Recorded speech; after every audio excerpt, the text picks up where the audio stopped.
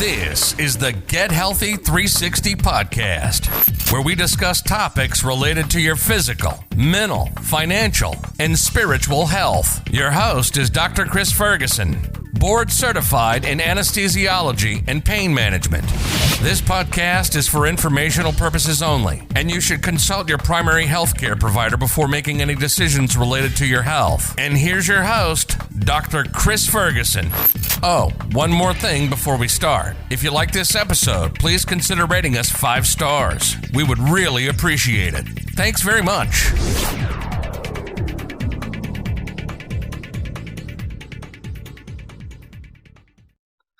Welcome to Get Healthy 360. Today we have with us Dr. Travnicek, board certified in pain management, physical medicine and rehabilitation, and with us world champion ultramarathon runner Devon Yanko. Thank you very much for joining us for the podcast. For those of you who are joining us, the interesting thing, full disclosure, we recorded quite a bit of the podcast before I realized that I did not record the podcast. So I will be re-recording a lot of the conversation that we just had. Yeah. So Kathy, do you want to introduce Devon, please? Yes, I'm going to do it better this time. So we have Devon Yanko here. She is an Olympic marathon trial qualifier. She's won 50Ks, 100Ks, 50 milers, 100 milers. She was on the USA track and field 100K national running team for a couple years. She's still running and winning 100-mile races, which is amazing. She's 40 years old. But what is also amazing and different, unique about Devon is that she has done this despite having significant adverse childhood trauma and childhood experiences that shaped her journey, as well as autoimmune disease and a recent diagnosis of lupus. So she is a warrior and perseveres through all of this, which is amazing. And I think she can teach us so much about her pain experience, how she deals with it.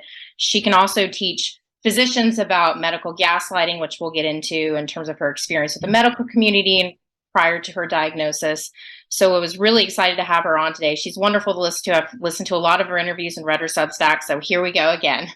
Thank you. And again, I apologize to both of you for the recording glitch. So these things happen in the world of podcasting. All right. So Devon, let's rehash. So you, let's just talk about growing up, what your childhood was like, and how that shaped you into the person that you are today. I think I can make it more concise this time. So I grew up in Seattle, Washington. I have an older sister, and I grew up, basically my parents got divorced when I was 6 years old, and my dad was not really present in my life. I have no memories of my dad really, except for the day that he told us that my parents were getting divorced. So that's my first memory of my dad. So I had a relatively normal 80s childhood, which is like free range, child rearing. So like running around in the streets. I went to Catholic school, but my sister and I were on scholarship there. So we were kind of the poor kids. I played a ton of sports. I could swim apparently before I could walk. I played soccer in preschool, and all throughout my childhood, I was always playing sports. And that's in part because my mom had a master's in PE. She actually was a mountaineer on Mount Rainier, before my parents, saving people on glaciers and things. So she's super badass in that way. I remember as a kid going to her soccer games about this time at night, which was, her team was sponsored by a tavern. It was kind of funny. So sports were kind of the way that I felt like I could connect with my mom. And I always felt like that was the way that she saw me. And it was clear because my sister was not as much of an athlete that the attention was different based on that. So I was super hardcore and everything. By the time I was in the 6th grade, I played on 3 different basketball teams at the same time. So my childhood was very surrounded by sports. There was not a lot of drama other than the divorce, but we talk about adverse childhood experiences. in hindsight, you were like, oh yeah, if I take that test, it does pile up pretty quickly. So yeah. And how did your parents teach you, or your mom teach you, about pain and injury and how to respond to injuries when you had them? Because I'm always fascinated by people's parenting and how they were raised to think and communicate pain. Think about pain and communicate pain. Yeah. So I apparently had migraines as a baby. I was known as before I could even talk, I was called the squeaky wheel because I used to scream bloody murder, because apparently I was in such agonizing pain that my head felt like it was going to explode. But I was an infant, so I couldn't talk. And so this was the cry it out era. Like, my mom just left me to cry, and apparently I would just like exhaust myself into sleep. And that continued until I could talk and I was able to describe what was happening. And then they actually took me to the doctor. So by that point, I had already kind of absorbed the, like, you're on your own with that. And so if I think back to having injuries as a kid, it was very much like, I'm not going to ask for help unless I'm like bleeding out, or like I would yard sale my bike on the side of the road and like hobble home by myself. And like, I knew where the medicine cabinet was. It was like very much not like, it just wasn't addressed. It was like, you just handle it. Mm-hmm. So, and I definitely, I mean, if I think about even as I progressed into high school, and like, I mean, my freshman, sophomore, and junior years, I played through stress fractures because it was the same attitude from like my coaches and my high school and everything. It was just like, but you look fine, so just like keep playing. And it was like, no, like a broken bone is not exactly what you're supposed to keep. So was basketball your main sport then? Yeah. So I basically from the 6th grade on, I started playing. I was on like 3 basketball teams. I played on a select team, like a community center team, and my CYO team. So I pretty much, I think after my sophomore year in high school, exclusively played basketball. I ran on the side, but that was not like a sport that I did because I did not go to a running high school at all. At all. Were you running like 4 to 5 miles? Like, how much were you even running outside basketball? Because there's a lot of running in basketball. Actually, it's kind of funny because my mom actually ran like the day I was born. So like my idea of running was like this adult thing that people did. And she like ran the same route every single day. She would like drive 20 minutes each way to get to her 3-mile loop. So I actually ran a half marathon my sophomore year in high school, like on no training. And it was ironic because the cross country team from my high school was handing out water on the side. And they were like, what?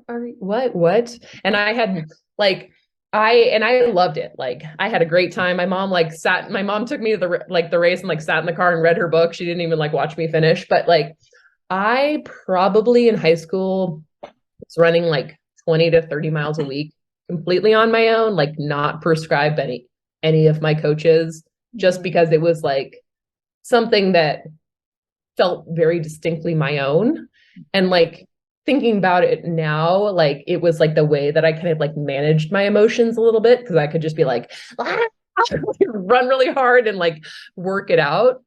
But yeah, so I kind of, it makes sense in 20 years later or whatever, that's how I was. But yeah. Kris, do you have any other questions? So do you want to talk, speaking of adverse childhood experiences, do you want to talk about your basketball coach and that incident? Yeah. I mean, it's more if you call an incident like 3 years of my life. So starting my sophomore year in high school, this is a very long story, so how to make it very concise. So basically I started playing for a select basketball team. If you don't know what select basketball is, it's essentially like a club team. You travel around. We traveled all over the country to it's just a way that's like the next level up from high school. So it was not my high school coach, it was the select team. So my basketball coach that I started working with my sophomore year, sexually molested me starting when I was 15. So I was on that team for 3 years. I definitely was not the first person that happened to at his hands, but thankfully I was the last person because I was the only person who ever decided to stand up against him. Obviously there's a lot of story in there in between, but so basically, I mean, it's, if I put it just that way, it sounds like I'm, super brave and heroic, but like initially I tried to run away. Like I went to college and I was like, I'm just going to run away from this. I took a basketball scholarship. I moved on and I was like, everything will be fine that I've left behind me. But I had a very good friend who was a year younger than me, who was on the team. And as long as I was there, she was protected because I pretty much just never left her alone. But when I moved away, I got the sense that like he had started grooming her, and my situation at college wasn't that great. Turns out I was not very good at picking great mentors, since my college coach turned out to be kind of a psychopath herself. But so I only stayed at that college for 3 months. And when I came back, it was clear that my friend was in danger. And at that point, I just, I can handle, I have a very high capacity. I could handle what had happened to me, and I could handle it even knowing that plenty of people could have stopped this before me, but I just couldn't live with the idea of it happening to somebody that I cared about. And so I went to the police and I, started the process of reporting him, and ultimately 10 other women came forward, and we're on the no contact order. Unfortunately, state law is pretty shit when it comes to these kind of things, and none of them could be charged. So he only got 40 months for me, but there were, other people who came forward and he pled guilty. So I basically, was very resolute in the fact that like I would be the last one. And subsequently the Seattle Times did a series of articles called Coaches Who Pray, and it won a Pulitzer Prize, and it actually exposed rampant sexual abuse across the state, which obviously means across the country, world, whatever. But like that article series actually got state law changed in Washington state. I was on like Good Morning America and all that kind of stuff, which is kind of, not that much fun, less fun than you think it would be. But so wait, why do you say that? Was it because of the topic you're discussing, or just because like, like the most well-known news anchors that you could ever imagine, like in the early 2000s, are like the people interviewing you, and you're like, let's talk about something that I have really not worked out in therapy quite yet. Sure. It was a lot. And to kind of be in that, scenario. Was your mom supportive? Were your friends supportive? How was your supportive structure? And did you have to navigate that alone? Yeah, I pretty much handled that completely by myself. So the reality is that I was standing up against somebody who was very good at what he did. He was a very good basketball coach, but he was also a very great manipulator. Mm-hmm.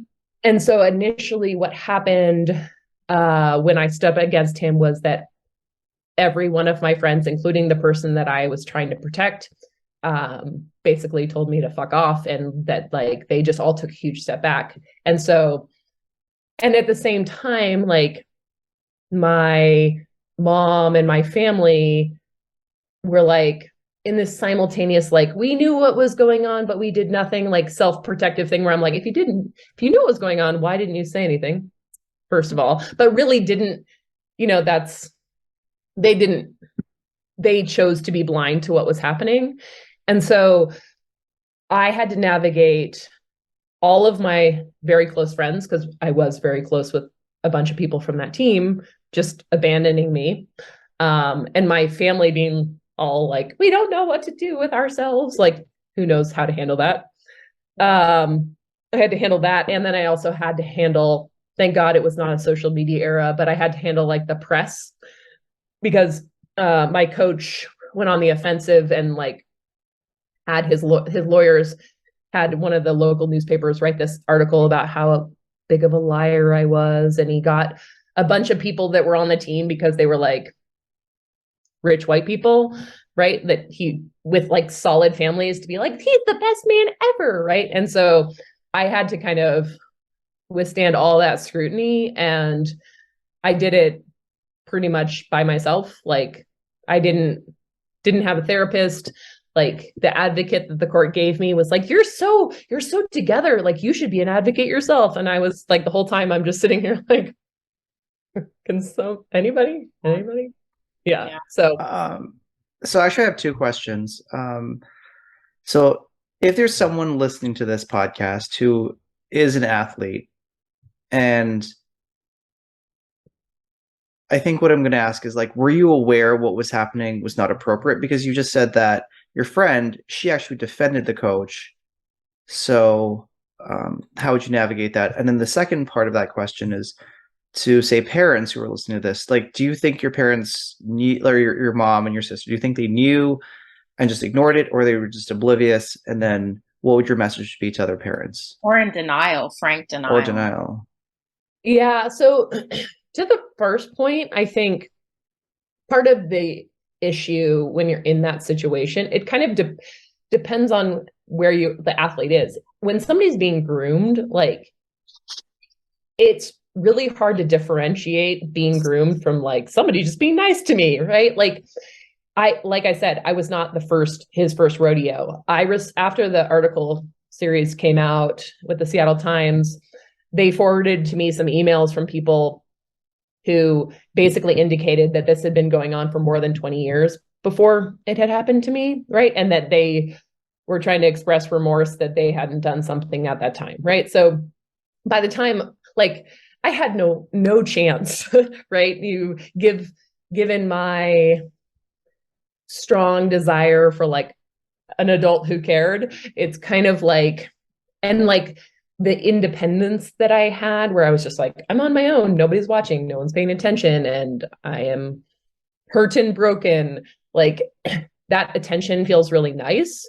And then it becomes this slow slide. And when you finally are in that circumstance, like during that time, Sports Illustrated came out with an article or with like a front page thing about basically boys who were being abused by their baseball coaches. And I took that to my coach and I was like, this is wrong. Like it is. And he was like, no one will believe you. And you're like, oh, great. And at that point, right, you're so far into it. And I basically, for me, my salvation was to get the basketball scholarship, to get the fuck out of there, to make something of my life, right? Like at a certain point, you're just like, well, I've handled it thus far. Like I can handle it and I can make it to the other side and I will just figure it out and run away and it'll be fine, right? So was there a moment that you decided, was there a moment where it went from this is good attention to you clearly knew like this is not appropriate? Oh yeah, very much the first time that he molested me. Like I've actually like written I was a writer until I was about 18. I don't write that much anymore. Well, I write a Substack, but I've actually like very vividly written about that moment. And it's like, I remember being in my math class, like the day after the first time something happened and being like freaking out, like sitting in a math class where you're just like looking at people and you're like, everybody seems like everything's fine. And I'm like freaking out. But the reality is like I said, it wasn't his first rodeo. So I went to him and I was like, this could never happen. Like, I was like, no, I can't handle this and whatever. And he was like, so like, oh yeah, totally. Like everything's fine. Right. Like, and just starts this cycle over of like making you more comfortable and trustworthy and like manipulating you into thinking that, oh, it was just like some sort of misunderstanding. Right. But like from the very start, I was like, this is clearly not a normal like, this shouldn't be happening, but like, it's, to me, all along, this was very obvious. And so I'm like, I'm not the adult in this situation. If something is off, shouldn't an adult be, I don't know, saying something? Anybody, shouldn't my teammates and I, it was like an open secret, but nobody talked about it. Right. So like, I was always uncomfortable. It was just like how much, clearly I'm an ultra runner. I can tolerate a lot of discomfort. And like, that was obviously true then. It just became over time, the longer it went on, like the more of a kind of like, it went from being like him trying to like manipulate me into comfort to just being like, I dare you kind of attitude. So, I mean, I guess back to your question of like, what do you do? What do I tell somebody who's in that situation? And then would they even know if it was early? Do you think would they even know they're in this situation? Yeah. And that's the thing. I was like, if you feel uncomfortable in a situation, you should probably tell someone and ask, right? Because like, if I had had any adult in my life who was paying like the least bit of an attention to me, I could have been like, hey, so this seems weird. Do you think this is weird? Like, and that's what I say on the parental side. And I actually said this in the Seattle Times actually did like a, what you should do kind of like sidebar. And it was basically like, as a parent and like, as an adult, like if this seems weird, like an adult person is taking an interest in your child, like you should be more involved. You should be asking questions. You should be wondering why your child is hanging out with a 40-year-old man on a Friday night by themselves, not doing a sport. Like, that's the part that's the funniest in hindsight. I'm like, so it was just like normal that I was hanging out with him and not playing basketball and nobody thought that was weird. I'm curious if your migraines came back or if there was any like pain issue that propped up around this time or like in college. After this actually, it's very fascinating in hindsight, like knowing what I know about pain science. Because when I went to college, the thing that actually like was like the death knell for me, which was never explained, that started happening was I had very severe back pain, which is kind of like the most standard thing that's, based out of that kind of stuff. So when I went to college, I started experiencing like I would practice all day and then they would literally have to wrap me with ice from like the mid back all the way down my legs. And I would just like lie in the hallway in my dorm room, like completely debilitated. I mean, I got MRIs, CAT scans, all this stuff. And they would the college was like, there's nothing wrong with you. Like there's absolutely nothing wrong with you. And it is kind of fascinating that when I left college and did come forward against him, that my back pain disappeared. And like, it was explained as my leg length. I had a leg length discrepancy. And I was like, I've always had a leg length. It's like one of those things where you're like, that's cute. Like, yeah. Sometimes we find things that are normal for you and we assign it as abnormal, but it's actually not. That's not the problem. And so, yeah. Just another question, just because I'm a parent, so this is a subject I'm sensitive to.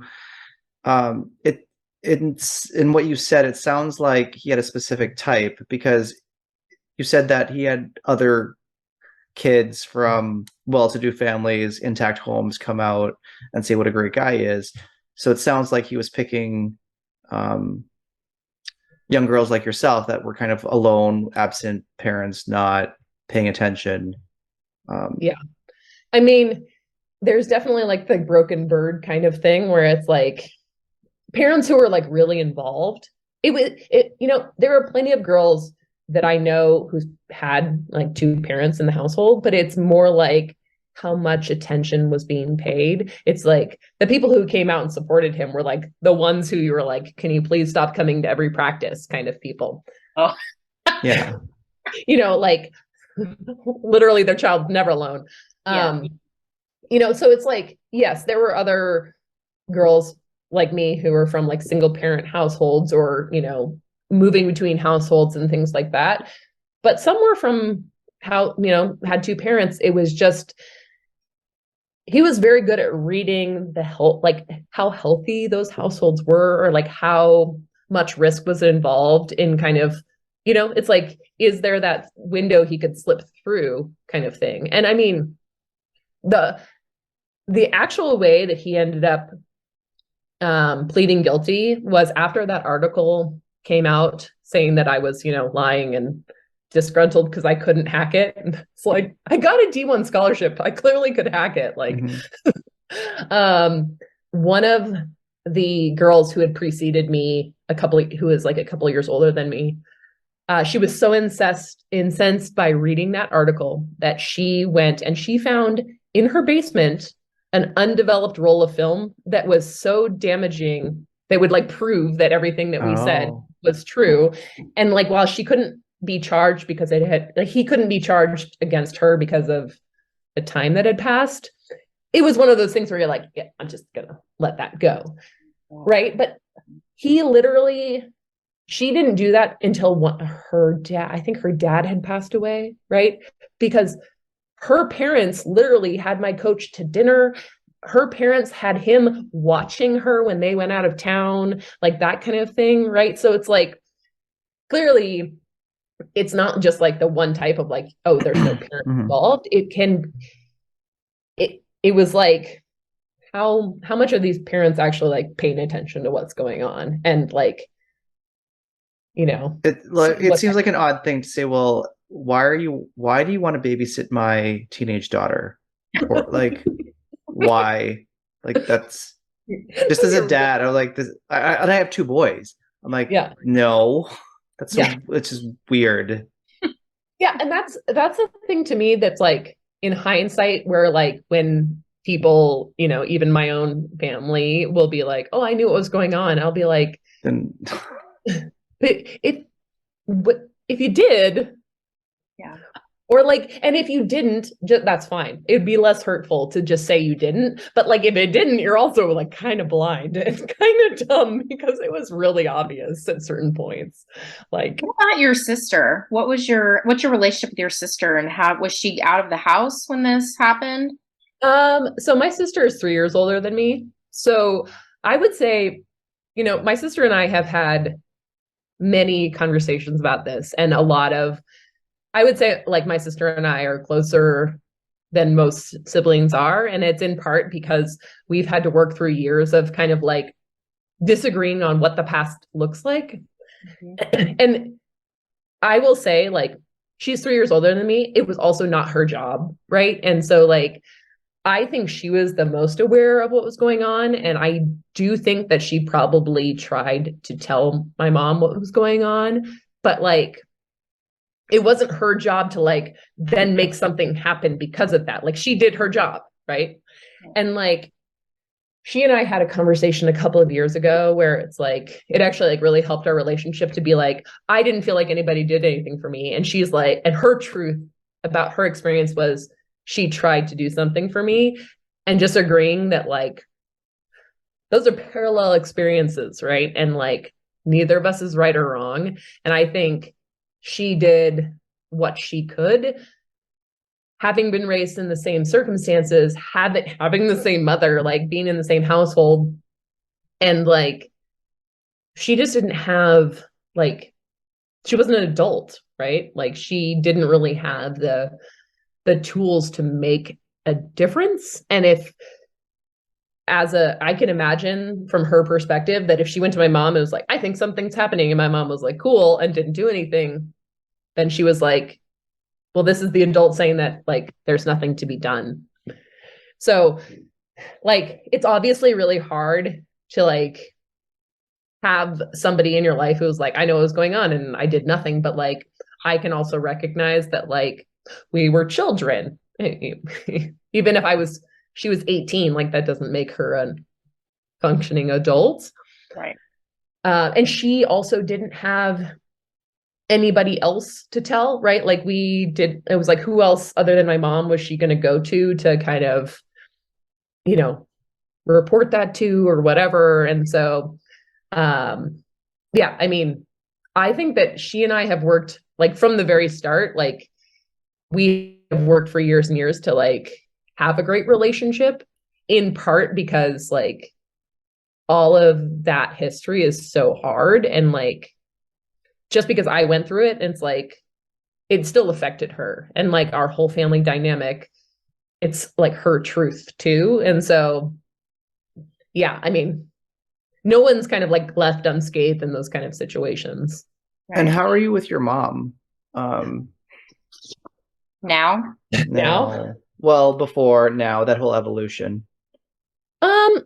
Well, it's kind of fascinating to be at this point where I'm 40 and talk about it, because I would say it's actually been like a bell curve where like now I'm actually like more pissed than if you had asked me 5 years ago, I'd been like, we're fine. It's all fine. And like the reality is, now that I do, like, I'm actually doing the real work in therapy to kind of like fix some of these things, I would say that like I am the most removed from the situation, and I have the best perspective to just be like, yes, she did the best that she could, and this is who she is, and this is who she's going to be, no matter.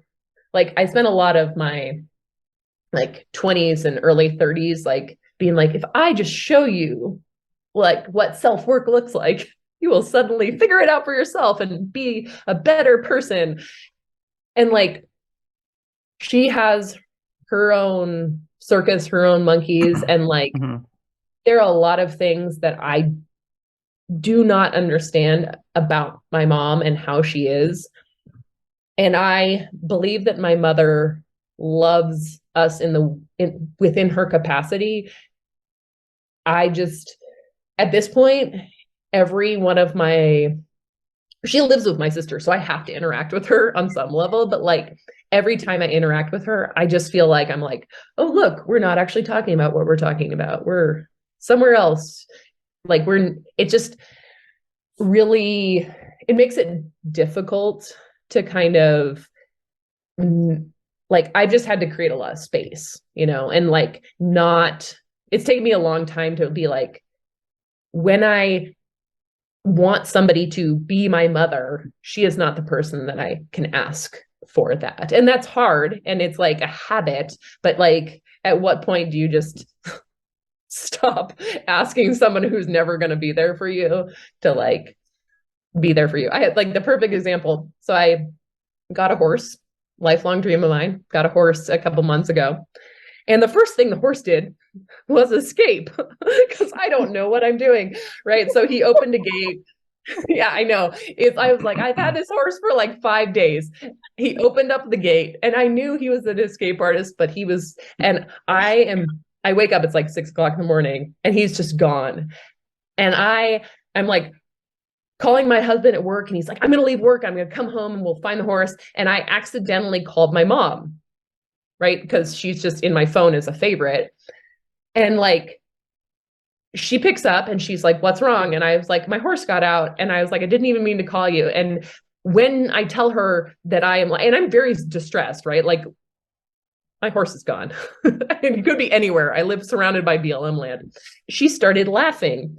And I was like, yeah, that about sums it up, right? Like, in the moment where I am literally panicked on the phone and I didn't mean to call you, and I'm just completely panicked, and she thought laughing was like the appropriate response. And I was like, cool, I'm just going to go, because I found my horse because he was just standing across the street. But like, like that's like the perfect way to sum it up. Is like, that is her response in the moment of when I'm like, I really need you. I mean, like when I was diagnosed with lupus, she has not acknowledged that at all. So it's like, and I know she knows, because she was a subscriber to my Substack, at least. She like kind of stalks me on the internet, and she also lives with my sister, so she knows everything that's going on with me.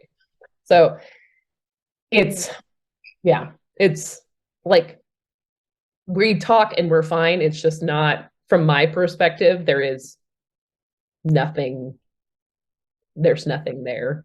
So. As a quick just to close that loop, because I'm really curious, and I'm sure other people will be as well. What happened to the coach, especially after all this publicity and everyone knows who he is? If you want to say his name, you certainly can. But like, what happened to him?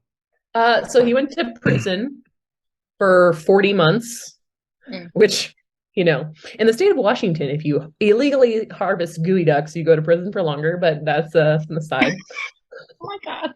I know. What's a gooey duck? It's basically like something, it's like a mollusk. So you go to, that's silly. Yeah, yes, I know.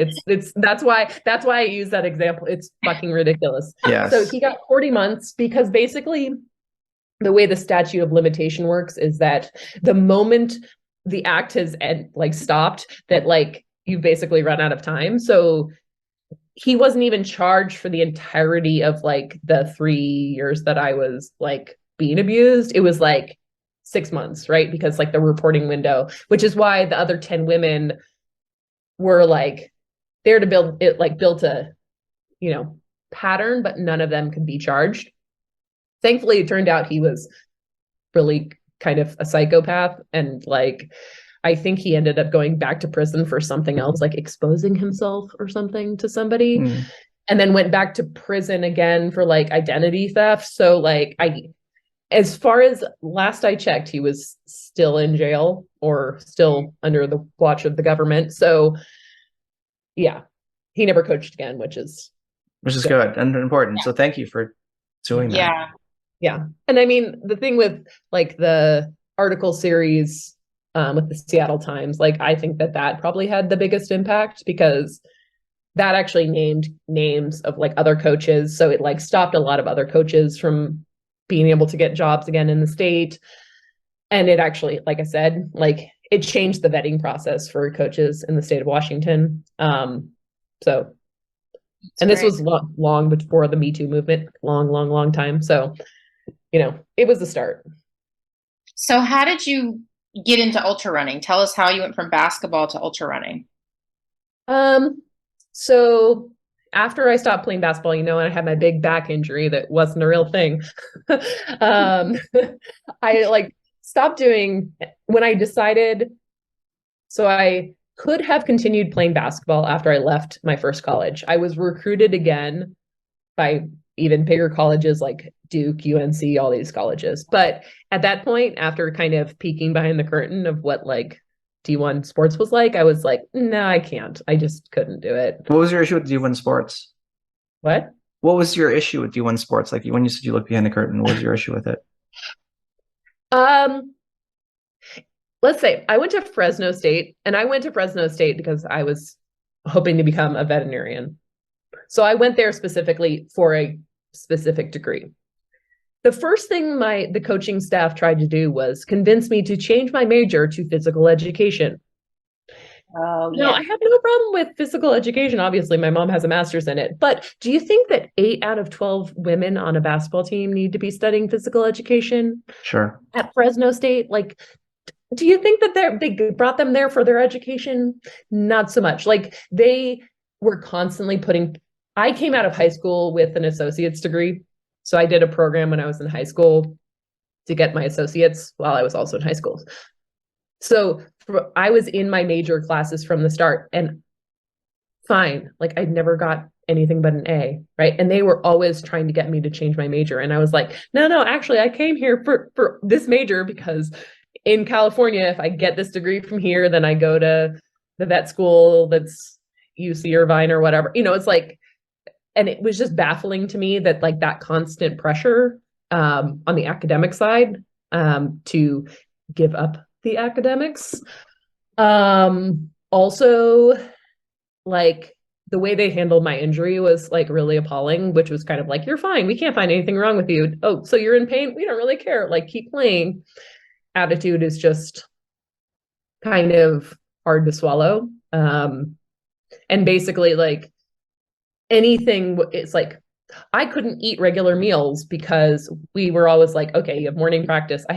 We were required to shower before we went to class. So we had no time to get breakfast. So yeah, so I'm supposed to do that. And then our evening practices went until the mess hall closed. So we weren't eating dinner. I lost like 25 pounds in the first 3 months that I was there, after I worked really hard to gain that weight over the summer, right? Like there's just not a lot of, and obviously she was an appallingly bad coach. 8 out of 12 players ended up leaving by the end of the season. But when you have that experience and then you go and you're being recruited and they're like, oh, we'll bring an English professor on the phone and they can talk about how great our academics are. You're like, I just don't believe you anymore. Right. And that's the thing, is like, I was somebody who cared as much about my academics as I did about the sport. And I knew, being a female athlete, that the chances of me having a future as a professional were pretty darn low. And granted, a lot of my friends who I actually played with did go to the WNBA, and I probably had the skills to do that. But even going to the WNBA doesn't really pay your bills, because at least not back then. Yeah. So, it was like just that kind of focus of like, we don't really care about you, like you actually getting an education. And I, for instance, was friends with a bunch of men who were on the football team, which was painful, like how they were clearly not there for academics, right? And so it's like, when you see that whole ecosystem going on and you see the pressure that's, being put on you to give up your academics, it just kind of is like... Yeah, and there's pressure from the schools to have athletes who are also smart and make good grades. And so that's one of the motivations to do that. Oh, our athletes are Division I and look how great they are in classes. Yeah. Because of that reason. Yeah. Exactly. And like half of the football players I knew couldn't even read. So it was like, I was just like, no, this is not for me at all. Did you decide to get into like normal distance running, or were you just, I'm going to start doing abnormal? No, very abnormal. Really long running.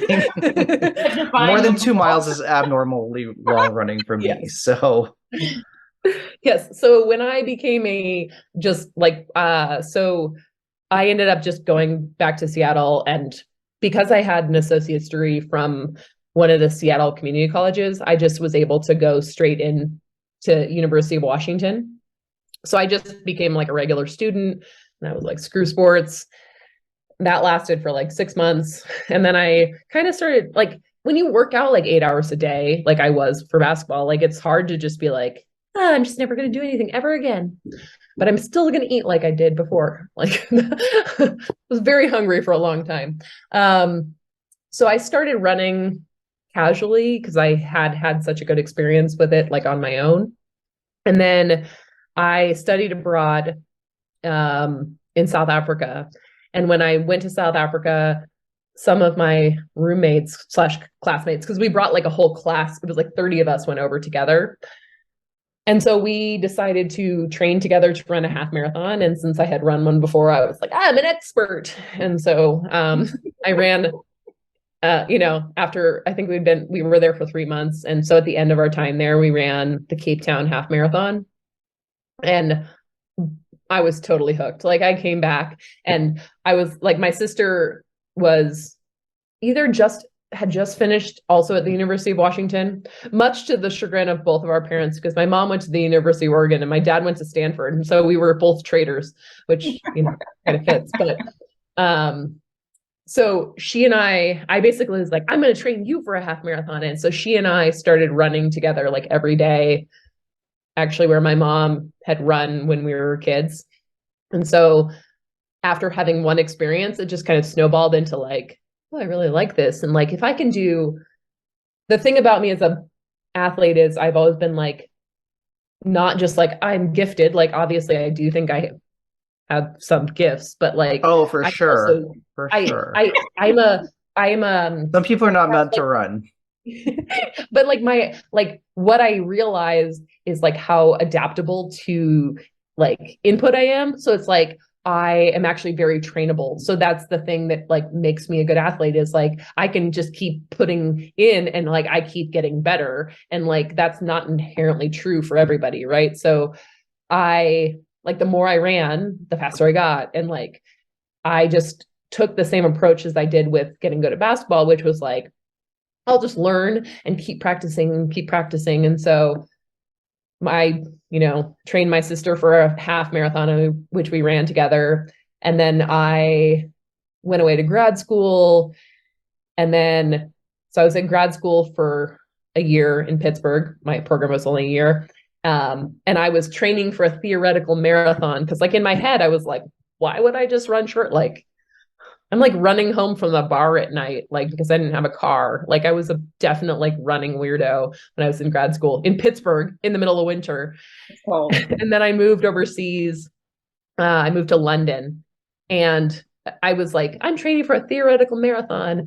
And so finally I had been living in London for 6 months, and I ran my first marathon at the Edinburgh Marathon. So that was 2005. And it was awful. I had no idea what I was doing.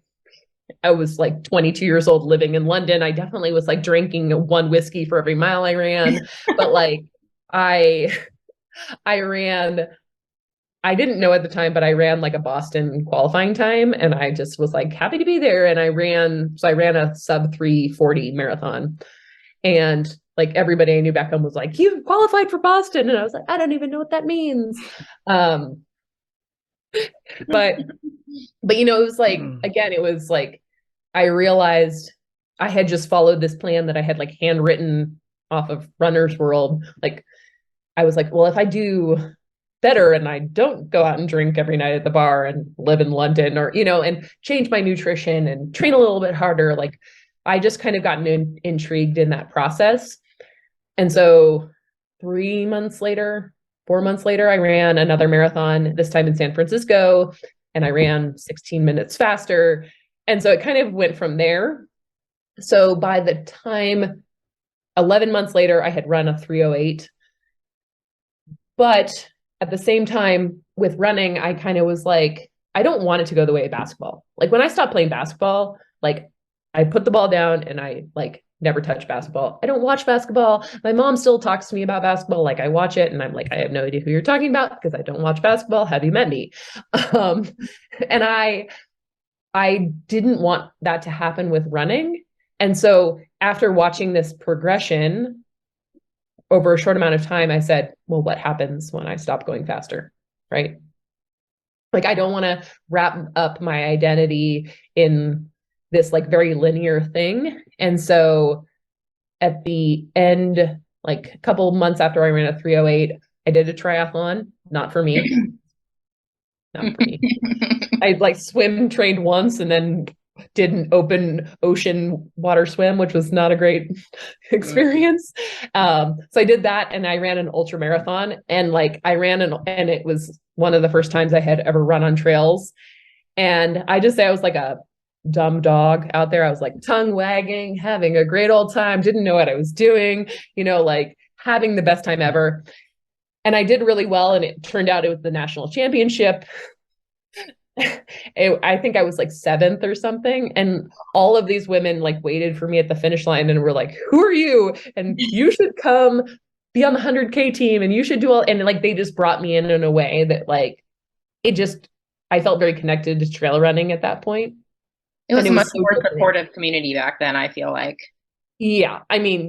People actually waited around and were oh, look, person we don't know. It's small enough back then when you were noticed there was a and I was so much younger. This is what's funny. Now people are to me, now that I'm 40, they're wow, it's so great that you can still do this at 40. And I'm when I got into the sport, literally everyone was over 40. Everyone who was crushing it was over 40. It was relatively out of left field, wacky to be in your early 20s. They literally were are you lost, little girl kind of attitude. Yeah.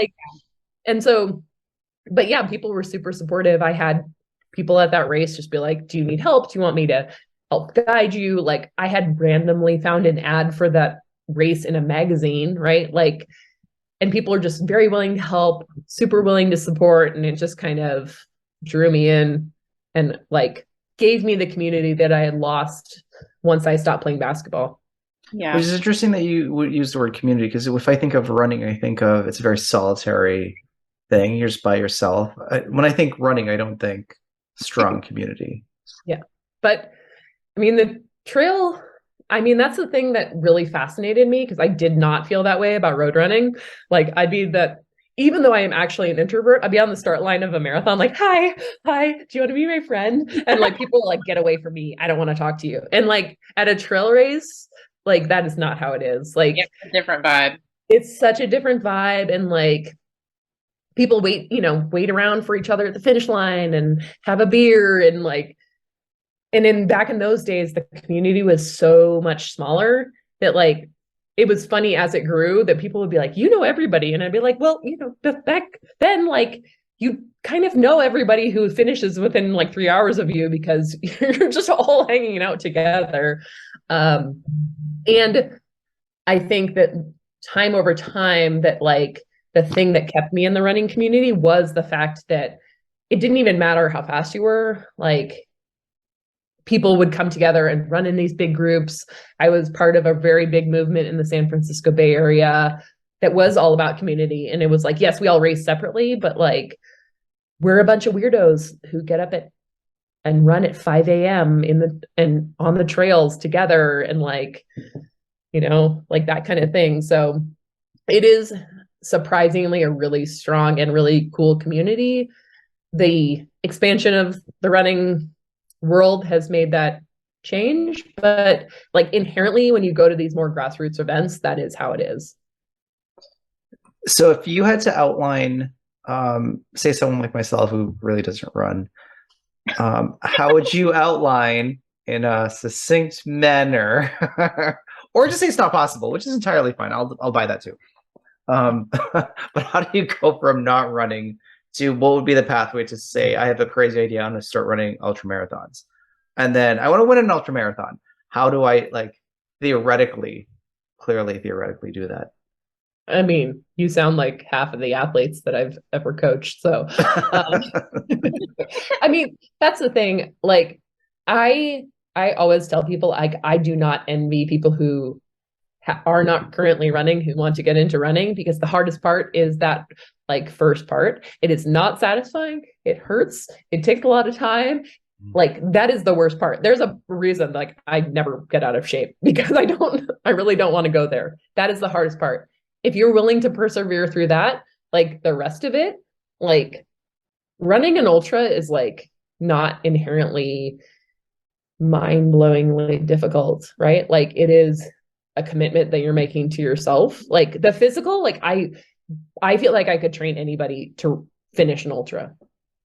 Like, if you give me the requisite amount of time and like follow the plan, which is always everybody's hardest part. As for winning, like that's something that like you don't really know if you're capable of winning a race until you've done the part to see if you can run the distance, right? Like, every one of my athletes that has come to me and said, I want to be competitive, I'm like, hey, how about we start with finishing the distance first? Yeah. Maybe a couple times, like, and that's the thing. It's like, but you don't really, I mean, yes, like I came into the sport and I had success pretty much immediately. And like, yes, there are people like that who will come in with like, who are very strong athletes that can do that. It's harder now with the competitive scene to just like show up and like win a race with nothing out of nowhere. But like, I have athletes who I would have said were like strong athletes who I have seen grow into very competitive athletes. And if I extrapolate that out, like I had an athlete over this past weekend come in 7th place. She was 7th place female at Bandera 100K. Oh, wow. Which means she was barely beat by like professional runners. Like she was very close to that. And she is like a PhD candidate who's married and like she's an everyday runner. And I've watched, and this is her 2nd 100K, right? And so it's like looking at that. So far, 100. It is far. Really far. It is really far. I complain if I have to drive that far. That's what everybody says, but like it is far. That's part of why people like it. It's really far. That's why I said theoretical. All right. So theoretically, someone. Okay. So I think coaching is a great idea. So someone contacts you and they're like, all right, give me the running plan. You give them the running plan. Let's say they can follow your running plan and they run. What kind of nutrition in broad strokes would you put them on? Depends on the person. Okay. So it's really individualized. Yeah. So the thing is, so the thing with that, I just started with a new athlete and they're like, should we talk about nutrition? I was like, nope, because you don't talk about the 2% before if you haven't done the 98%, which is the training, like we don't really need to talk about nutrition, because nutrition, I think in running, people often think, oh, if I just do something with my nutrition, I can like shortcut what it takes. And it is a shortcut. If you lose weight, like you will get faster, but that's a shortcut and a very short-term solution. But like nutrition is not going to fundamentally do anything if you're not doing the training. So we start with the training, and then for the people who have actually done the training at the highest level that at their highest capacity, then we start talking about nutrition. And like, obviously I talk to my athletes about like race day nutrition, but again, it's very individualized. But like, I generally feel like nutrition is such a pop culture thing to focus on. And like in running, it really is like matters less than doing the training, at least to start. So what I think complicates things is also you have lupus. So Dr. Travnicek, pain doctor, do you want to talk about lupus, or Devon, you talk about lupus? Just for those who don't know what it is. Well, lupus is essentially an autoimmune disorder, and your autoimmune system attacks the body, and you get various symptoms from that. The problem with some of these autoimmune diseases, which Devon, I really want to talk about this, is it takes a long time. It can take a long time to diagnose. And I think the average diagnosis of lupus is 6 to 8 years, somewhere in there. And so people are, especially women, because more women than men get these diseases, are going to doctors. They're entering the medical system with pain and other symptoms, and the labs are normal, or maybe you have a positive ANA, but everything else is negative, and it's a false positive, so you're fine. And it takes years to get these diagnoses, get what the diagnosis is down. And so I wanted to kind of have Devon go through her experience of when she started to feel symptoms and her experience of the medical system. And part of this is also to educate physicians on how to be better doctors when interacting with patients that are coming to you and you don't know what's going on. Yeah. Yeah. And most people don't know what lupus is. It's really fascinating. I mentioned it to somebody and they're like, well, at least you don't have gout. And I was like, oh my God, I would love to have gout instead of lupus. I would take gout too. I was like, I would take gout over pretty much anything, but okay. Yeah. So, I mean, to be fair, I don't ever remember in my entire life really being like a healthy person. Like I had a lot of mystery illnesses as a child, and a lot of that's probably having to do with my still undiagnosable. I've broken many gastroenterologist brains with my stomach, but like had a ton of problems growing up with that. So as a kid with agonizing stomach pain, I was told to eat more cheese sandwiches, which is pretty funny in hindsight, what we know about like gluten. So 80s. So 80s. You're like, here, drink this Carnation instant breakfast and eat a cheese sandwich and you'll be fine. And you're like, oh, bad idea. Yeah. So it's funny because I've never been very healthy. My like college boyfriend called me Sickly D because I was like always sick. Like respiratory stuff or GI or both? Both. Yeah. I mean, to be fair, he was a smoker. And so the fact that I just stopped breathing around him routinely was kind of really easy to figure out. But yeah, so when I was a sophomore or junior in high school, I got mono. And I kind of feel like after I had mono, it's kind of like I never went back to feeling like I didn't have mono on an ongoing basis, which obviously with Epstein-Barr is very possible. It lives in your system. I've tested positive for Epstein-Barr for the rest of my life. But like after that, it just kind of felt like, before that, it was mostly GI stuff. And then after that, it was kind of like, no matter how fit I was, I always was like way more fatigued than other people and things like that. And my stomach problems were really bad until finally I stopped eating gluten, and miraculously I got so much better. But like I had chronic low iron issues, and I eventually was diagnosed with hypothyroidism, which then took 5 or 7 more years to be actually diagnosed as Hashimoto's. And so like there was just always something like low level enough for me to be going to the doctor and saying like, hey, I don't feel well. And they'd be like, well, if it was my stomach, I was accused of having an eating disorder, which is fascinating. Okay, yeah, because I really wanted to get that colonoscopy because that's really fun. I'm faking eating disorder so I can get a colonoscopy. Or like with my low iron, I was always told, oh, you just must have really heavy periods, which if a doctor had asked me, I would have told them I did not have a period at all at that time. Yeah. And like things like, even though I was training at a high level, like my weight, like my weight would kind of fluctuate like it does with thyroid issues. Energy was a problem, that kind of thing. I mean, in the last 4 years, I've gone to the emergency room 3 times for stomach pain or like stomach related abdominal pain or issues like that. So it's like, there's always something kind of like low level going on. And my doctors just, I mean, it took me like 5 years to get my GP, who ended up being like totally on my champion and awesome and like very hardworking for me, to stop being like, there's nothing wrong with you, you're fine. And I'd be like, here's the thing, let me explain. And they'd be like, oh, you're just overtraining. And I'd be like, okay, let me explain to you some science. I'm not a doctor, but so if I was overtraining, I would be getting slower, right? I wouldn't be able to.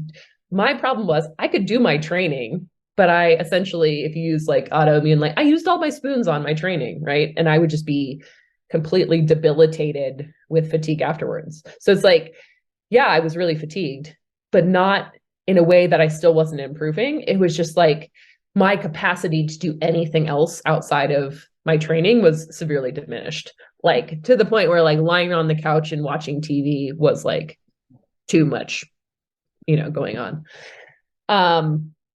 So I was always going to the doctor. In 2020, after I went to the emergency room for abdominal pain, and they went through all the things, they couldn't figure out what had caused my pain. My doctor sent me to a rheumatologist, and he at the time diagnosed me with latent lupus. So he was basically like, you're kind of quacking like a duck, but you're not a duck, right? So he had told me it cannot turn into lupus, right? And he was like, but we should treat it. He's like, you'll be fine if this is what, whatever. And he was going to put me on hydroxychloroquine at the time, which was literally like March of 2020. And so I was like, I think I'm good. Was that the year you qualified for the Olympic trials? So I did run the trials that year. So a month before the trials, I was literally in the hospital, like getting all these crazy tests, like leading up to the race. And the problem was, so with my stomach issues, on my 3rd colonoscopy or whatever, my gastroenterologist whose brain I broke, he came to me after I came out of, out of the colonoscopy. He was like, you have Crohn's. I finally figured it out. It's Crohn's. I'm going to send it to the lab to, confirm, because this looks like Crohn's. And then he calls me back urgently to his office without saying anything to tell me it's not Crohn's, and he has no idea because what he saw is only explained by Crohn's. So that was like a year before I went to the hospital. And so when I went to the hospital with stomach pain, they're like, if you actually do have Crohn's, we can put you on medication because this looks like a Crohn's flare. But if you don't have Crohn's and we give you the medication, your pain will now be like 10 million times worse, right? So that was the problem, is like this lack of diagnosis. And like, honestly, I am the type of person that has like, I know the answer is super simple. It always is. But I'm over here like, this weird symptoms. It's never like the straightforward thing. And that makes it hard because I tend not to look like a textbook. So I look like a zebra. I'm not a zebra, but I look like a zebra a lot of times. And so, yeah, that in 2020, like I had like an MRI, enterography, all that stuff, trying to figure out where my stomach pain was coming from. And ultimately they were like, we don't know. And I was like, so that's when I saw the rheumatologist. And yeah, so he thought it was latent lupus. So I just kind of went on my way like, great, that doesn't really mean anything. And there wasn't a ton of follow-up because COVID. Yeah. So yeah, like after that, and honestly, like COVID, like I felt better during COVID. Like I had a great year of running. Because I was not being exposed to a ton of germs and people, like I stayed really healthy. I ran the most miles I've ever run in a year that year. Right. Yeah. So I kind of was like, well, whatever. Yeah. So I was like, maybe my secret is never seeing my sister's kids or my friends' kids ever again. Yeah. When did you cut out the gluten? Was that later? No, this was 2007, so much earlier. Yeah, so I was not eating gluten when all of this happened. Yeah, so that would have been 13 years that I hadn't touched gluten. And I know that I'm very sensitive because my husband and I opened a bakery in Marin in 2013. And when we first opened, I worked also as a baker. He basically taught me how to bake. And I started having stomach problems just being around gluten, and like it's in the air and everything. And I started having, like I had to go to the doctor numerous times because I was having like, I called it a demon monkey for lack of a better term, because it felt like a demon monkey was trying to claw its way out of my stomach. And they're like, it's heartburn. And I was like, well, is it? Okay, yeah. Cool. So yeah, once I stopped baking that and was not around gluten, my stomach problems were mostly contained. After I had the Crohn's, not Crohn's diagnosis, that doctor was like, let's just treat the symptoms. And he put me on Xifaxan. So Xifaxan is the first time in my life that I was like, is this how normal people poop? Sorry to say that, but like I was like, had normal poop, normal stomach, like no problems at all. My iron levels went up. So like clearly that medication addresses some underlying issue. Mm-hmm. But there's still still don't know what it is. So. And after you were diagnosed with lupus, how did your diet with training change versus after the diagnosis? Yeah. So, I mean, my doctor who diagnosed me with lupus should be a pediatrician, not a rheumatologist, but he was way too chipper. He was like, he was just like really happy. And he's like, you have lupus. Okay, have a great day. And here's I felt like he was about to give me a lollipop or something. They don't really advise you necessarily on like what you should do. And when you ask, it's kind of like, maybe you should look on the internet, but don't believe what's on the internet. But having had this experience with my stomach issues over time, I kind of, I would say, 2018, in 2018, I had a pretty bad flare of like pre-lupus type symptoms. And I,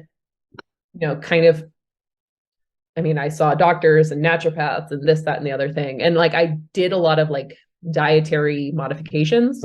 I actually I'm a certified personal chef, and I studied like holistic nutrition. So like, I feel very comfortable like modifying my diet and knowing what I need to do. So I had success, like kind of narrowing my diet, but my goal in life is always to have the most inclusive diet. So if my stomach's doing well and I feel good, I'm not trying to live on a restrictive diet. But once I was diagnosed with lupus, it's kind of like, okay, what are my options? Like, where, if stress and like if anything can make me sick, which with lupus is pretty much the game, then it's like, how can I reduce the stress on my body? And so it's looking at places in my diet where, like, yes, I don't necessarily feel symptomatic on a daily basis, but like, am I undermining like the long term by eating in a certain way? So I find the autoimmune protocol too restrictive. And so I instead chose kind of like a Whole30 type approach. So I hate the Whole30 because it's actually a diet. Yeah. But like using the framework of like that diet allows and doesn't, that's kind of where I was like, let me start here and see how I feel. So this was the beginning of October. So I just eliminated grains, all grains, legumes, sugar, dairy, alcohol, peanuts. I think that's about it. Right. And I just kind of like looked at how that made me feel. So what do you eat? Like celery? A lot of celery. So many things have gluten. Well, I mean, I was already used to not eating gluten, so like that part's easy. It's easy to cut out. But what But what can you eat? It's so much easier than it was when I actually went gluten-free. In 2007, I like literally ate nothing. Like I ate vegetables because Yeah, I wasn't kidding. Like you can eat celery and like maybe a carrot. Well, I mean, the thing is like having been gluten-free for so long and having gone gluten-free in a time where there wasn't just a mass marketed alternative available, I became very good at like figuring out what my diet is. And honestly, I tend to be really good on a balanced diet anyways. Like I've never been like a high carb person, although I moved to altitude last year and I need more carbs. That was hard. But you know, I mean, I kind of make a grain-free alternative or grain-free sugar-free alternative of what I want. So I'll eat like grain-free muffins for breakfast, and we have chickens, like I have eggs, and I can eat all the vegetables, lots of sweet potatoes, lots of potatoes. You know, there's a lot of starches available for baking now. So you have cassava, tapioca, you have coconut flour, almond flour, all these flours. Like it kind of makes it, I kind of feel like I'm cheating, honestly. Like 10 years ago, I did a Whole30, like before doing my first Olympic trials. And that was more to like optimize. And like, man, that was a lot harder. Now you're like, let me just go on Thrive Market and put in Whole30 and just get a bunch of products that's the same thing, but like has already been modified. So it's not, if you're coming from like a standard American diet, yeah, it's super restrictive. It's super hard and restrictive. But like my diet, it's kind of like, okay, I guess I'm not having oat milk. I'll have coconut milk. Like it's not that big of a shift. The only thing that was a decent shift was like completely removing all sugar out of my diet. Kind of backfired when I raced, 3 or 4 weeks after my lupus diagnosis.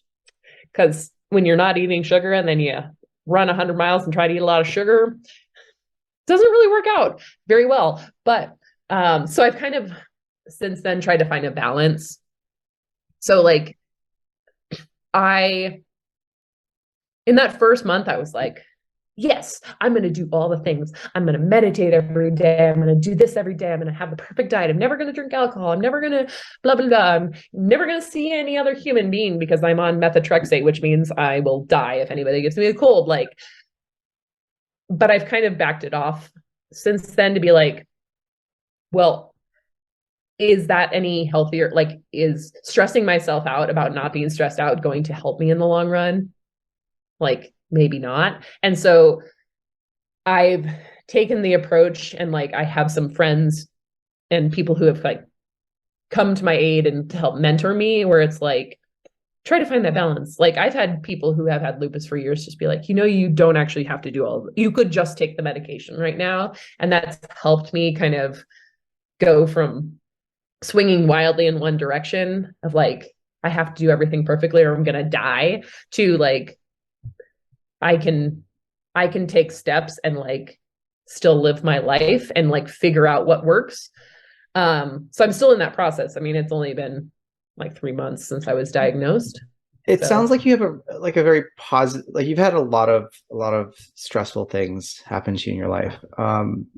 And other people who aren't dealing with nearly as much as you have. But what's often really stressful is dealing with the medical community with this non-specific, things hurt, no one really knows what it is.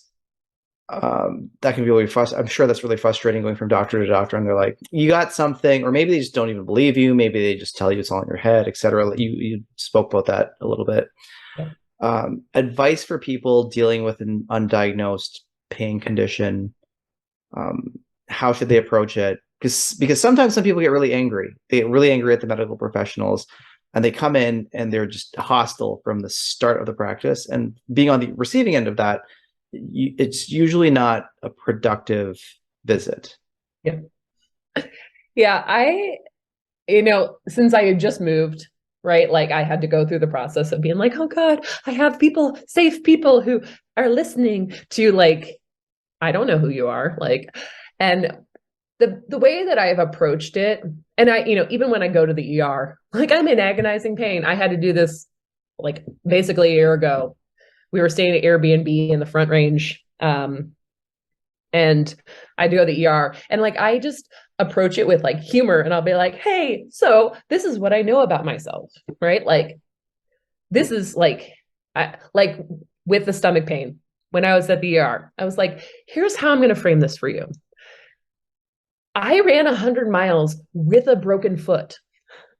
So when I am here telling you that my stomach is in so much pain that I can no longer handle it, I am trying to illustrate to you that I have a really high capacity. So like, I have a very high capacity, more higher than a normal person. And so I try to use like the humor and like being like, I'm not trying to tell you what you know. I'm trying to tell you what I know about myself, but also still being like, kind of like a little bit like, it's at this point, it's so funny to me to kind of like be like, and now I'm going to explain myself again. Right. Like that I try to make sure that like, I am also trying to build the rapport that's going to work. Right. Because as you said, if I came in and I was hostile and I was like, you're gonna say there's nothing wrong with me and you're gonna send me on my way and it's not gonna work and blah blah blah, like then we're both like that, everybody's antagonized. So I try to come in and be like, hey, so I run a lot, and if your first inclination is to tell me to run less, we can just curtail this appointment right now, because I am telling you from my experience that like my running is not have a lot to do with this. Like, and I just kind of try to build in some like humor and be like, oh yeah, that time I like, when I talk about like running 100 miles on a broken foot, like I'm trying to be like, I can laugh at myself and the stupidity of like the reality of the circumstance that like, yeah, would I have knowingly run 100 miles on a broken foot? No, I would have not. But like, just trying to give context of like, I really care. The other thing that is a lot harder that I always tell doctors that's a lot harder for me is my aunt died when she was 56. So my mom's older sister, she had very similar seeming health issues that I did, but like this is back, she died in 2000. So like she was chronically ill and, always, it was like, she has mono a lot.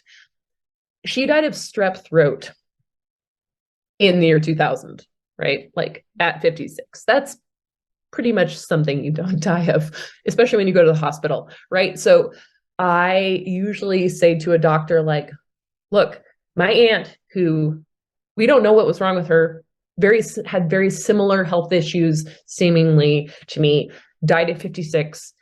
And my fear is the more times that you tell me there's nothing wrong with me, is that when I have strep throat and I need to go to the hospital, I'm not going to go because I've been told so many times there's nothing wrong with me and I am going to die when I don't need to.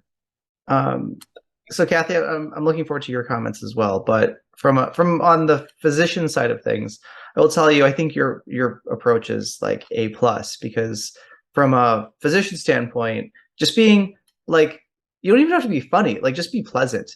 I can't tell you how often, even many colleagues of mine will tell me, like, someone comes in, they have non-specific symptoms, it's a challenging case, and from the second the person walks in the door, they're just hostile. They're like, "You're going to tell me this, and you don't know what you're doing."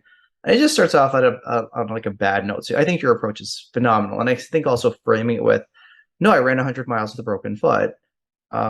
I think women have to do that too more often, because I mean, I had the same experience. I had to go to the ER, to severe headache, and I was bleeding in my head, and they wanted to give me a migraine cocktail, and I had to stop her and say, "Look, I'm a pain physician. I run 50-mile races. I don't run 100, but I run 50-mile races.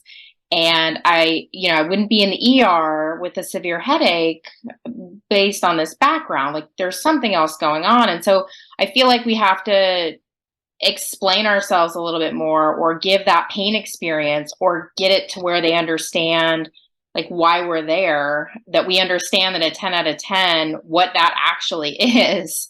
And so that's just the bias that I think women face more than men do. But, and that's from studies that have been published, but, I feel you on that, behavior of having to explain, look, here's my life. This is what I do. And so I'm here because this is my life. Yeah. On the flip side of that, I think it's important to see both sides of things. On the flip side of that, on the physician side, often people will come in playing on their phone saying, "How's your pain?" And they'll say it's 10 out of 10. And then you'll explain, well, if you were chopping your arm off with a chainsaw, that's a 10 out of 10. And then they would say, well, maybe it's a 9.5. Like, well, you're playing on your phone. I'm not chopping your arm off with a chainsaw. So clearly I need to gauge how much pain you're in. So the way you phrased it as to, I ran 100 miles with a broken foot. Obviously you didn't know, but you had one. So that tells me your pain threshold. So when you tell me you're in pain, I'm like, yes, you have a 10. I believe you. Let's work this up. And I think the other thing you did from a physician standpoint is fascinating, because people become physicians really because they want to help people. And as soon as you say, I have real pain, so there's like something they can fix because it's real, it's not made up. And as soon as you say, I just need your help, suddenly I think any physician would say, well, let's see what I can do then, because then that's why they're there. And that's why they spend all this time doing it, because they're like, and also the other side of it is they want to be the one to say, I figured out what it is. Yeah. And I really want to help you. So those two driving forces to, of course I want to help you, and I want to be smarter than my colleagues. So that's probably why your pediatrician was so excited about the lupus. Oh, for sure. Or the Crohn's disease is like, yes, I finally figured it out. So like, I think your approach is phenomenal, and many people can learn from that. Well, I feel like I understand, like, I think oftentimes people think like, oh, you're a physician, so you must just automatically be able to look at me and have the answer. And it's like, every human is unique. And I like to be like, I use my history to say, like, in the past, some things that are I try to say, like, it's usually a very simple answer, but I don't generally present in a simple way, right? Like, I usually, because I have a very high pain tolerance, and because I am used to suffering on my own, and because I've had lifelong issues, right? Like I try to frame it in a way that says, like, I believe that there is an answer. I don't think I'm special enough for it to not be an answer, but sometimes it's hard with me to find the answer, right? And like, and I just kind of come with a, like, you might have to be patient with me. I'm going to give you all the information, but like, I might be frustrated. I'm here to challenge you. Sometimes I'm jokingly, I'm just like, I'm here to exercise your brain for you, because. Oh, I think that's a phenomenal approach. Then every physician's like, I am smarter than my colleagues. I will figure this out. Yeah, exactly. Yeah. So I think that's a phenomenal approach. Kathy, did you have any other questions on that? I guess my other, just thinking off the cuff, in terms of your rheumatologists and the physicians who have given you various diagnoses, what do they say about the running in general? I mean, are they telling you to cut back, like ultra running is a problem, it increases vascular inflammation, maybe we should cut back? Or I'm always curious about what those, whether it's from science or a bias or just a prejudice against long running. Yeah. So it was funny because, like, as my rheumatologist, who should be a pediatrician, was, handing me this diagnosis and, being way too damn chipper for it. And I was like, what? As he's handing me like, paperwork about like taking chemo drugs. And I was like, it's like, I don't really care about quality of life, all that. I was like, can I keep running? And he said, I think you should run as much as you can when you feel good. He's like, I can't guarantee, he's like, I don't think you'll ever reliably feel good ever again, which is kind of a not very fun thing to hear. But like, he basically was like, I think it's better mentally, physically for you to continue doing a thing that you have been doing for so long that, like, clearly it hasn't made a difference. Like, cutting out running has not made a difference at all, right? Do you train different? So when, I mean, I know you have to alter your training based on how you feel. Do you feel that in your high that you would have a flare at certain times of training? Like, if recovery phase would be harder than maybe a high intense, or like, 100-mile week is going to be easy and a 30-mile is going to be terrible. Like, how does that manifest? If it does, it may not. Yeah, most of my flares have been caused by like not running stress for the most part. So it's like, yes, like my overall stress bucket is filled up a lot by running, but it's generally, I've never really been pushed over the edge by running, right? So it's like I get illness or whatever, or like interpersonal stress. And like the thing that set my flare off at the beginning of the summer was like a really stressful work situation in which I was dealing with an awful boss who was gaslighting me all the time. And like, it's like I lost my, locus of control in a situation, and like everybody around me was like, everything's fine, right? And I was training at a high level because I was getting ready to run a 100-miler, but like that stress was like the piece, and we moved house and all this kind of stuff. So my training definitely doesn't seem to be the trigger for my flares. The interesting thing that I actually thought of, I think in some ways, one of the things that is the worst part about running for most people is actually the best part of it for me. So running, the misery. What? The misery? No. Kris hates running. The fact that running, makes you more, like, lowers your your immune response, right? So it makes you more susceptible, most people more susceptible to illness. For you, that's bad because you're going to get sick. For me, that's great because it means sure. flaring, right? So if you think about it, when I am training at the highest volume, I'm actually doing myself the most service because I'm actually like doing some of the work sure that, medication or whatever would do. So as a thought, so I'm curious what you, because there are two things I can pick up that you love. You love your husband and running. And my mini donkey. and your horse. I'm assuming you found your horse. Yes, I found him. Okay, good. Yeah, you love your horse, your husband, and running. But it's interesting that your husband has a bakery and you're allergic to gluten. So it's a funny coincidence. Yeah. Well, we opened the bakery together. But I did marry a baker through and through, like literally. There's like a theme of like loving the misery. So you're like allergic to gluten, but you married a baker who has, and like, you fully disclosed to him you had a gluten allergy or you're insensitive to gluten. Yeah. I mean, he eats more gluten than, two people combined, so it's fine. So I'm curious, like, and the reason for this is often when people have difficult attachment periods as a kid, I mean, like your mom was absent, then you've had just horrible adults around you.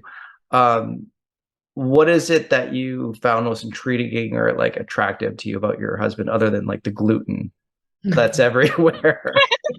He had something you didn't. He could tolerate gluten. He was just fascinated at his ability to eat croissants. Yeah, it's just sit there and just like just feed him croissants all day.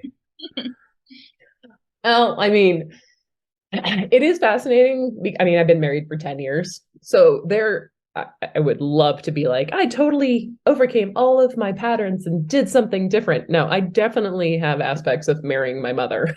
Like there's definite. I don't even know what the term would be. There's Oedipus and the lecture. I don't know what that would be where you marry your mom. Yeah. But it's like that certain behavioral types and things like that. But the difference is like my husband has, continually does his own self-work. And so like that is something that is different, is to say like he has his own issues, like everybody has issues.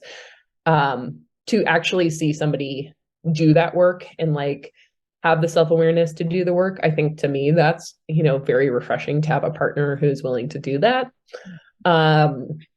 He's also wildly different than me. Like I am an introvert, but like I am a excitable person, as you can tell. And like he's like, my joke is that like, he's so hard to read that like his face, like when he's like really upset, or like his face on our wedding day, it's all the same face. Like he's just kind of like a really like calm, stoic type of person. And so it's nice, and he's an Ohio boy. Like he's a nice Ohio boy. Like it's just very different. And like his parents have been married for a million years, like he has a close relationship with his sisters. Like it's just a very like different environment to be with somebody who has a 0 as an ACE score. Well, maybe a 1, but like somebody who doesn't have that kind of experience, where like he can be supportive and like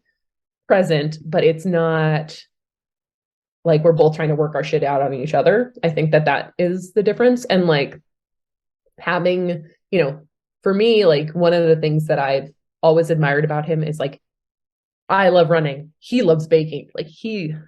Like the day we got engaged, he was so nervous, and he's not a talker.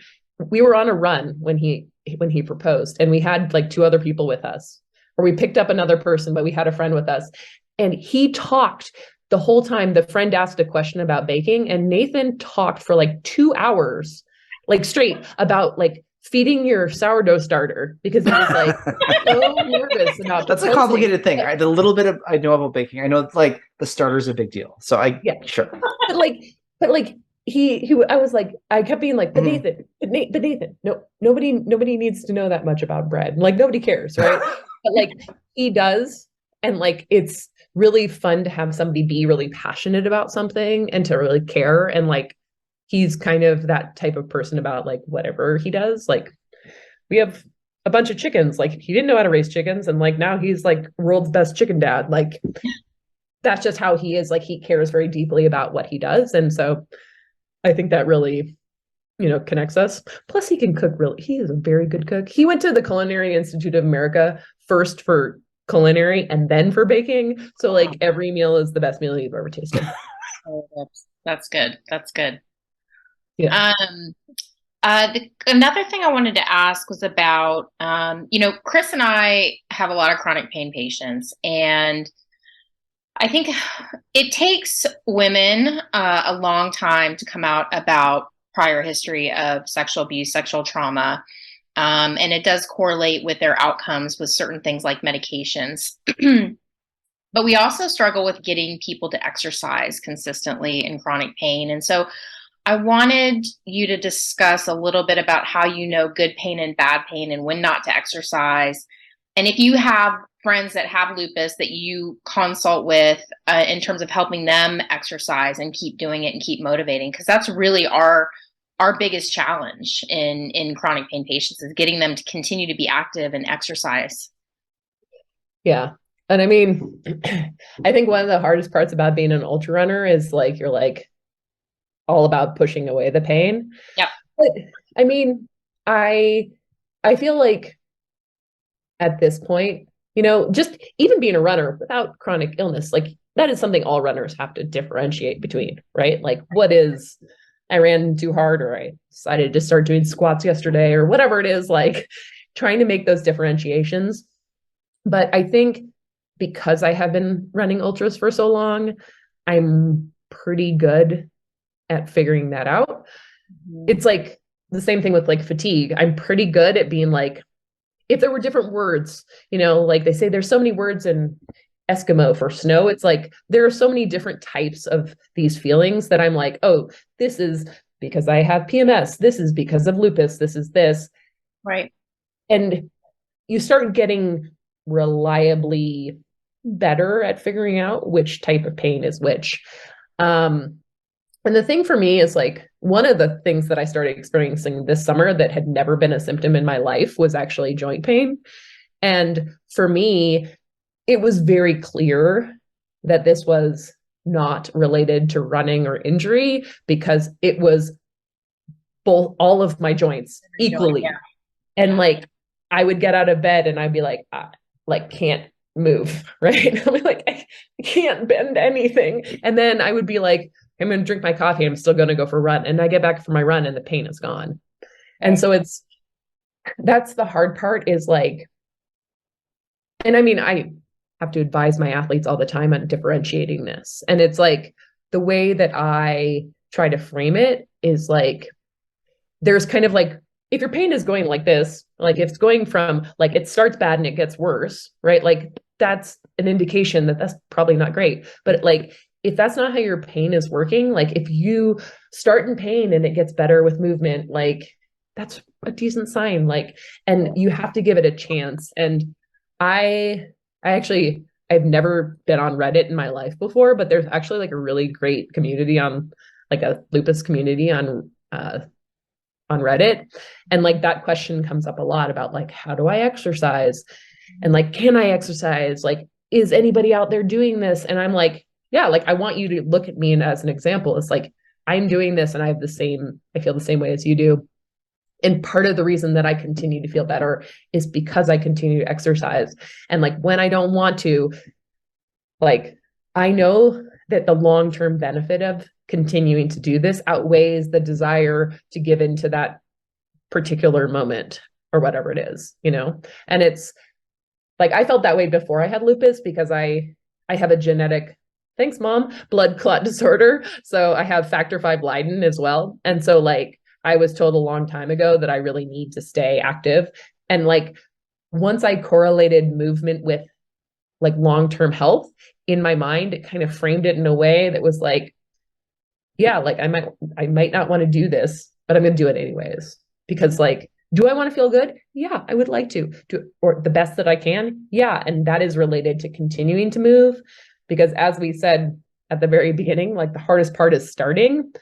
And I think that that's why a lot of patients have that trouble is because they're not just having their symptoms, they're also out of shape, right? And so like, that's a double whammy. And so to break through that takes a lot of commitment.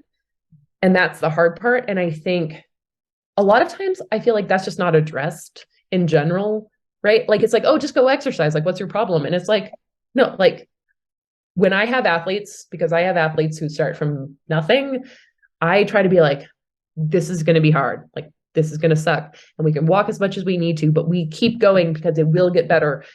And you have to trust me. And that's ultimately what it comes down to is like, it will be worth it. It will feel better, but you have to trust me. And like, in terms of differentiating the pain, like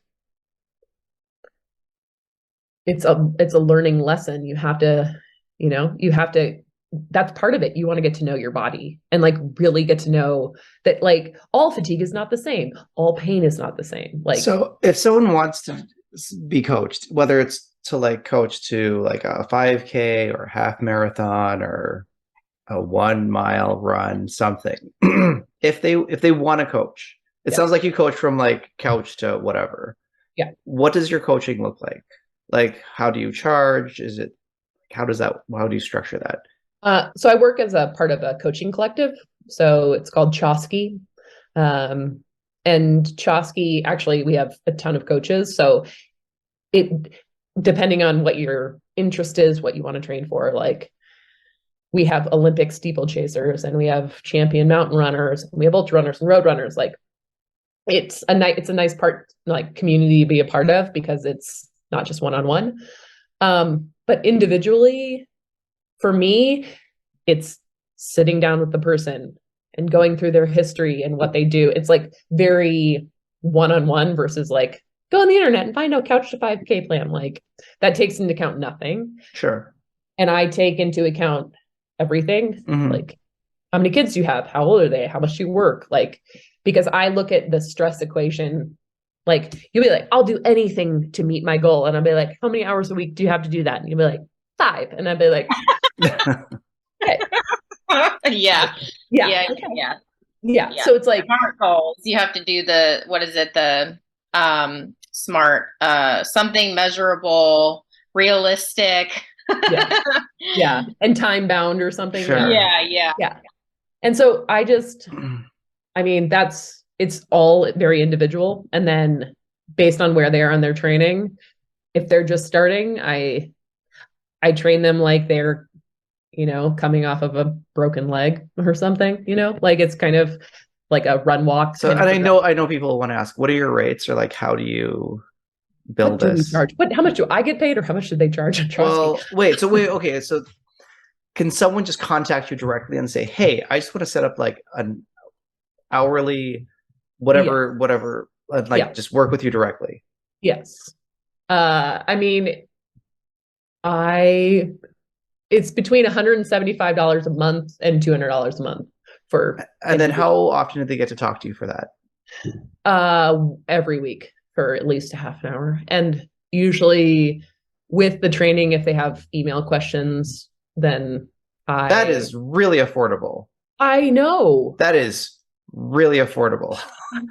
Compared to all of my PT and my therapist and my massage therapist, I am a bargain. What is the website? So Chosky, I think it's chosky.run. It's CHASKI.run is no, but website. Okay, but how would someone? Well, I'm assuming you'd be open to people contacting you and saying, "Hey, like, yes, coach me."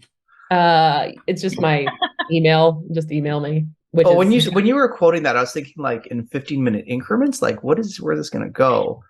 Because the world I'm familiar with is like Brazilian jiu-jitsu. So like to get a regular, like say black belt in jiu-jitsu to coach you for like an hour is probably $200. So for that access, that is really affordable. Like that is I think a phenomenal now you price. just need to run, Kris. I mean, forget the jiu-jitsu. Yeah. You know what? Actually, like I'm actually asking for myself, because if my cardio could get better, that would help me. So I'm all about getting one-on-one coaching. It makes such a dramatic difference, and I feel like everything. Yeah, I mean, but that is like super affordable compared to like other people. I know. Especially with your. I know. The level that you're at, like literal world champion ultra marathon runner.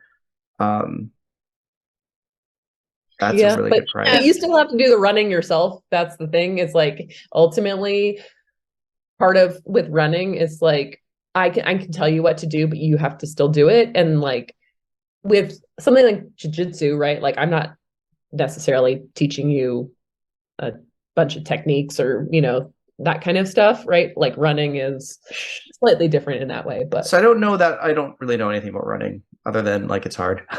but in general, I think having an expert, like they can tweak one or two things and it has such a dramatic impact in your performance and how quickly you can attain a certain skill level. It just cuts out a ton of time and trial and effort. So I think that's a phenomenal price.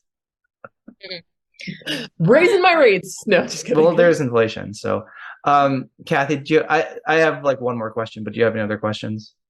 I do have one more kind of a spin-off from getting people to exercise, and even when they don't feel good. You said something on I think it's might have been the Single Track podcast with Finn, and you had said, I can't control my body, but I can control my mind. So can you talk, I really want you to talk a little bit more about that and how you navigate your day based on how your body is with your mindset. Yeah. I have found it's like very fascinating that when you wake up and you're in pain, like how much more work it takes to be in a positive frame of mind. And then like you wake up and you feel good and you're like, everything's all right in the world. And you're like, wow, that's, so I'm very aware of the fact that my body can lead my mind. And I also am like, for the last 3 or 4, 5 years, I've been super like fangirl of all pain science. And so I've gone down all of those rabbit holes. I use Curable. I like Nicole Sachs and like all these things. So like I have kind of used that to frame my own approach to how I handle lupus, because I'm like, if it works in things like pain, it's got to have an overall effect on my body and my stress levels, which affects my disease and everything else. So I try to do things that can, help me not just have my body create a bad mood or a bad, stressed out situation. It's easier said than done, but like, since my lupus diagnosis, I've consistently meditated as the second thing I do after coffee every morning.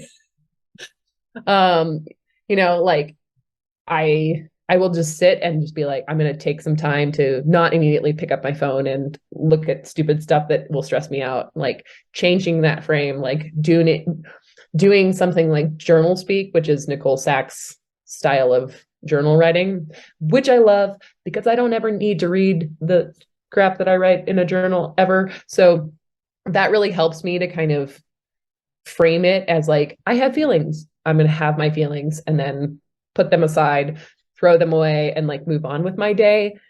And that, doing that practice, like leading up to Javelina, was very profound, because then at Javelina, I was kind of like, this is just running.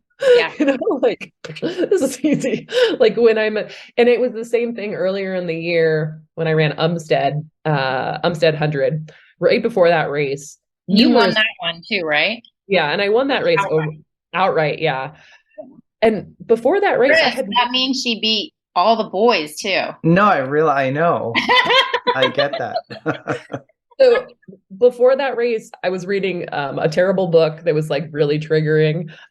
The book A Little Life, which nobody should ever read, even though it's like really well written, but it's very. Will not read it.